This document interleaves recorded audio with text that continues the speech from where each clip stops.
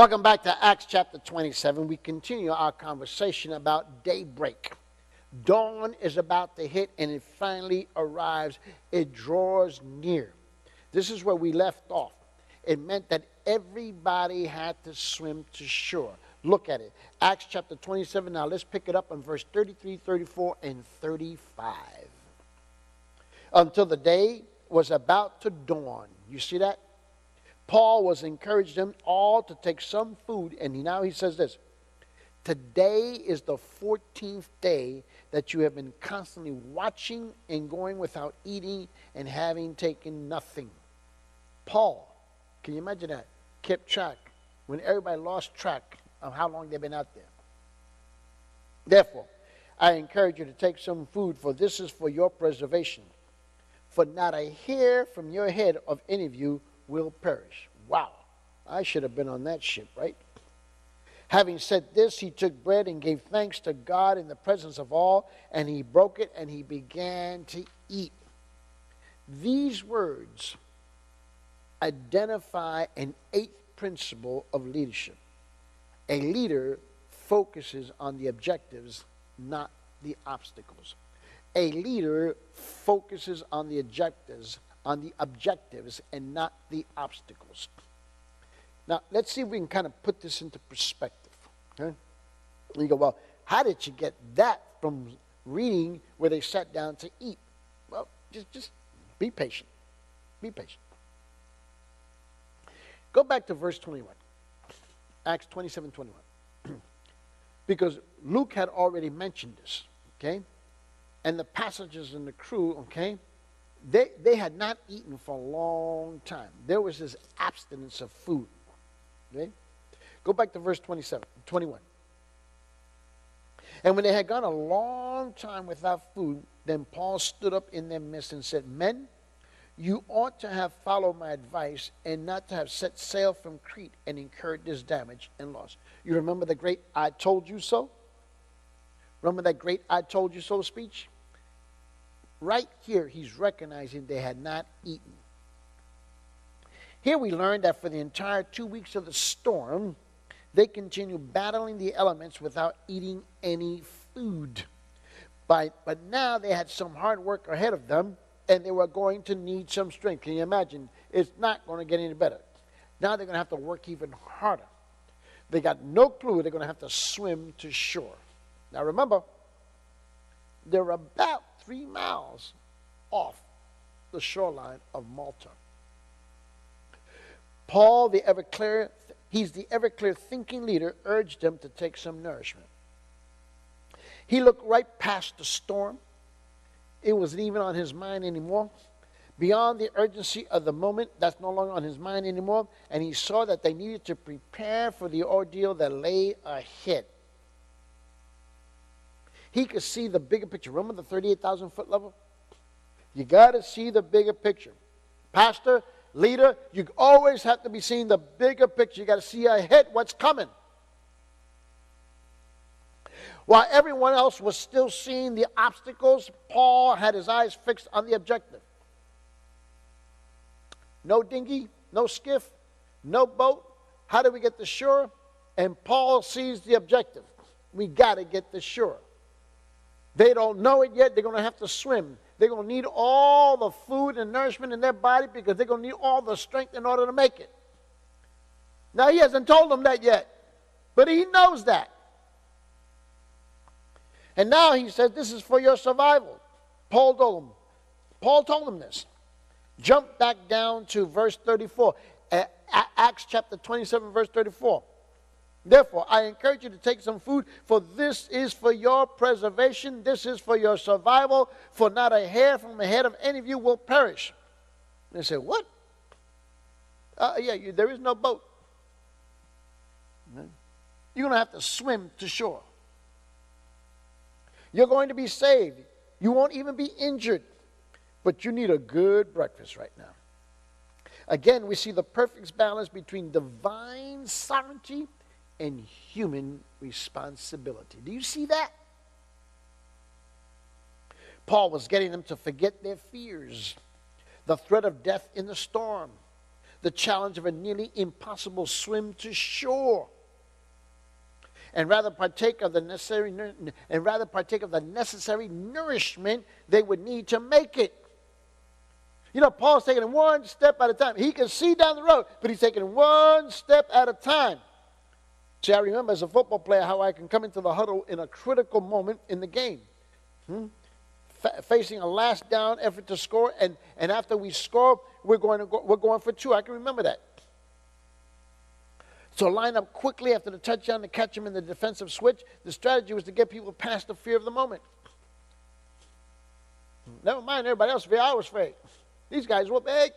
I was a teeny little thing. Paul did that, giving words of encouragement that ignored the very formidable obstacles. He no longer had them looking at the obstacle. Eat. You're going to need your strength. Then Luke said, Paul took bread and gave thanks to God in everyone's presence, thus reinforcing once again the source of his authority and the source of his hope. He himself began to eat. Here's a truth that any godly mother knows. 2 keys to serving the Lord are prayer and a good breakfast, brother. Paul did not neglect the crew's physical needs and lecture them about the spiritual needs of their souls. He didn't do that.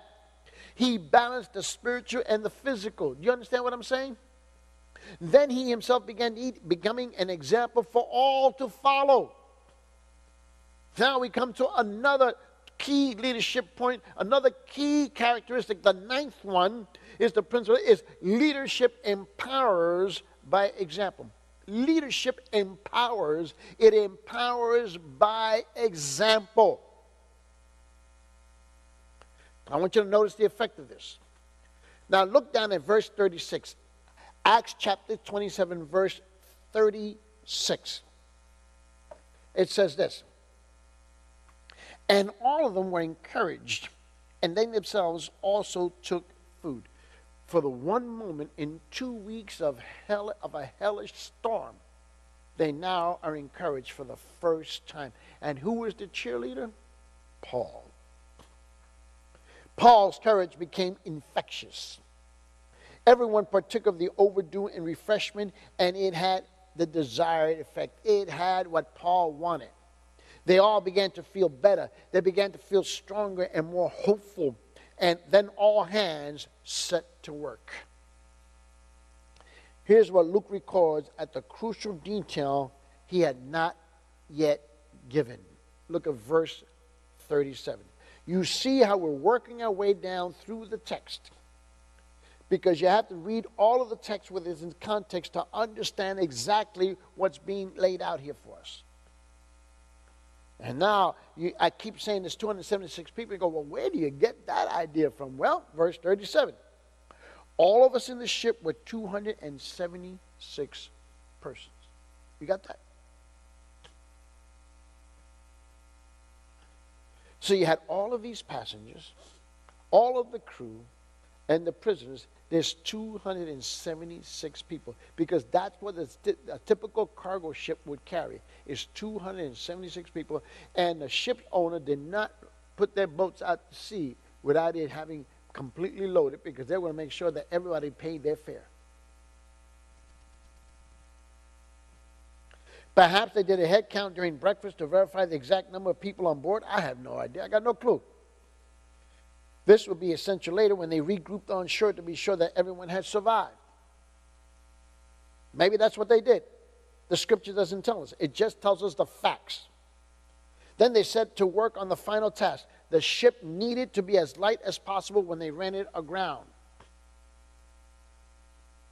Look what it says in verse 38.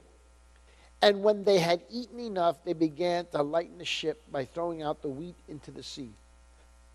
Excuse me. So now everybody eats. Now you got all 276 people up on top of this boat. And they're dumping all the remaining food, everything out, because now they're going to make sure this boat can get closer and closer and closer, and it's going to hit something, it's going to run aground. The remainder of the cargo, which had served as a ballast until now, was dumped. Thus, for the owner and the crew of the ship, All hopes of salvaging anything but their lives was gone. And here it is. The prophecy was being fulfilled to the letter. There will be no lost life, but everything else will be lost. Daylight finally breaks through. Go with me, verse 39 and 40. Acts chapter 27, verse 39 and 40. And when the day came, they could not recognize the land, but they observed a bay with a beach. And they resolved to drive the ship onto it if they could. Now they can see. And casting off the anchors, they left them in the sea, while at the same time they were loosening the ropes of the rudders and hoisting the foresail to the wind. They were heading for the beach. So now they cut the anchors off. They hoisted the foresail. That's the one that's in front. Okay, the wind is blowing, and they're hoping that this is going to carry them close enough before they run aground. They're going to hit some rocks, some jagged rocks. They're going to hit something, and they finally can go no further. But it's going to get them a lot closer, and then they have to swim for their lives. That's the plan. Here we see why it was so essential for the crew to remain on board. Only experienced sailors would know how to do these things. The rudder had to be tied down because of the storm. In heavy winds like that, the rudder would be impossible to hold for long, and the ship would have steered itself in circles. It would have just been going in circles. That's all they would have been doing. So it had been fastened with taut, heavy ropes to set as straight on course as possible in the storm. Now it needed to be free so that the pilot could maneuver the ship right to the beach. Only experienced people can do that without ripping their arms off. By the hand of God's sovereign providence, their course had brought them to the propitious spot, perfect place. One of the few places in that vast expanse of the Mediterranean Sea where they could try to beach such a massive grain ship. It wasn't a rocky cliff or a craggy shoreline, but a bay with a beach. Isn't that great? They're casting off the anchors, meaning most likely that they simply cut the ropes off. There was no point in wrestling 4 heavy anchors aboard. There's no point in that. It was clear to all by now that the ship would be a total loss, as Paul had predicted. They raised a sail. The actual Greek word would suggest that it may have been a foresail rather than a mainsail, and they steered it to the beach. So typically it would be a foresail, okay? They had no idea what was to come. They were headed for a virtual wall. They understood that. Look at verse 41. You see how we're working our way through this? So in verse 41 it says, but striking a reef where 2 seas met. They hit a reef. They ran the vessel aground, and now the prow stuck fast and remained unmovable. But the stern began to be broken up by the force of the waves. So what happens is, this is reef, okay? And the front of the ship hits this thing, and it gets stuck, okay? With the impact, now the waves that are coming behind it is battering the rear end of the ship. Now, waves are designed to propel a ship. You understand that, of course, right? That's how it's designed, to propel it, move it along. But when the ship is standing there and the waves are pounding on it, okay, and now it's already been 2 weeks of hurricane force gale winds, okay, pounding on this thing, now it's hitting the ship so hard, now it's beginning, okay, it's beginning to fall apart, break apart, because it has no give, okay, it's not moving. They had no idea what was about to come, okay. St. Thomas on the east side of Malta perfectly fits the description of a place where the 2 seas met, because that's kind of the description that we're given here. Ocean currents converge there at what's called the Mongsar Reef. Okay, it's a submerged peninsula protruding 1.5 miles into the sea. So you understand that you can see this reef. Okay, it comes up and down depending on the water level, and it's all rocks, and it's coming all the way up for 1.5 miles. We know that. Okay? Breakers from the two currents come together right over the reef, causing waves to form in a unique crisscross fashion. Okay? So this boat is not going to last long now. It's being pounded on both sides. Especially in a storm, the waves crashing together give the distinct impression of two seas colliding. Immediately under that place, the hidden reef is shallow enough to ground a ship. So now it's just this is the perfect storm of all things that can go wrong, went wrong, had gone wrong, is wrong. From the ship's position coming into the bay, it would have appeared that they had a clear path to shore, so they steered for it. That's what it appeared to them. But the ship ran aground on the shallow reef because they couldn't see that. The prow stuck fast. That's what it means, that the front end hit this thing right away. And the violent breakers continued battering the back of the ship until it finally could tolerate no more stress, and it began to break up. That's literally what happens. Okay? You got no choice. You got to jump into the water and head for shore. Now this is what's happening. All hands are safe at last. Finally, the ship was thus stranded some distance from the shore. We're not told how far. We know that the reef is at least 1.5 miles out. So if you want to take that as your point of reference, they were 3 miles out. Now about 1.5 miles in, they hit this reef, more or less. The raging winds and the waves continued battering until the pieces of the disintegrating ship were floating everywhere. Now this thing is floating everywhere, and it was clear all on board that no option but to swim safely. I mean, they're still now the crew is moving toward the front, the passengers, everybody moving toward the front, and this thing in the back is falling apart. Now you can see all the debris, all the wooden planks, everything that's out there. At that point, the soldiers realized it was going to be every man for himself. And they weren't about to go into those raging waters with chained to prisoners. They go, no, we're not doing that. Because every soldier had to have a chained prisoner with him. And in such a chaotic life or death situation, it would be virtually impossible to keep track of prisoners swimming free. You're not going to keep track of that. But as we noted in the very beginning of this study in chapter 1, if a Roman soldier lost a prisoner, he paid with his life. Remember that?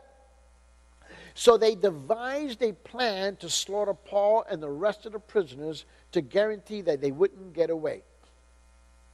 This is a discussion among the soldiers. Look at this.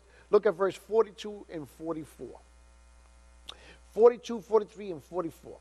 The soldiers' plan was to kill the prisoners so that none of them would swim away and escape. That was the plan.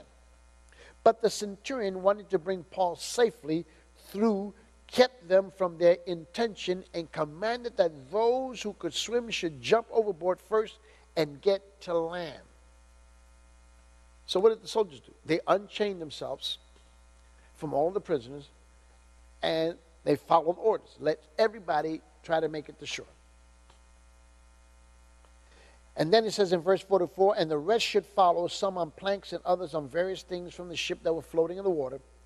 And so it happened that they were all brought safely to land. Now look at this. They were all brought, look at the end of verse 44. And so it happened that they were all brought safely to land. Isn't that incredible?